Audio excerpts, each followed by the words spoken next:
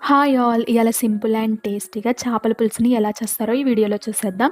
ముందుగా చేపలు తీసుకొని అందులో ఒక టేబుల్ స్పూన్ వరకు పసుపు వేసుకొని, గరం మసాలా, ధనియాల పొడి వేసి ఒక 4 టేబుల్ స్పూన్ వరకు కారం వేసుకోవాలండి. ఈ విధంగా కారం వేసుకున్న తర్వాత మనం ముందుగా మిక్సీ పట్టి పెట్టుకున్న అల్లం వెల్లుల్లి పేస్ట్, తగినంత కల్లుప్పు వేసి మసాలా మొత్తం ముక్కలకి పట్టేలా ఇలా కలుపుకోవాలి. ఈ విధంగా కలుపుకున్న తర్వాత ఇప్పుడు స్టవ్ వెలిగించి కళాయి పెట్టుకొని అందులో ఒక 5-6 టేబుల్ స్పూన్స్ వరకు ఆయిల్ వేసుకోవాలి. ఈ విధంగా ముక్కలన్నీ ఆయిల్‌లో ఒక 5 మినిట్స్ వరకు వేయించుకోవాలండి.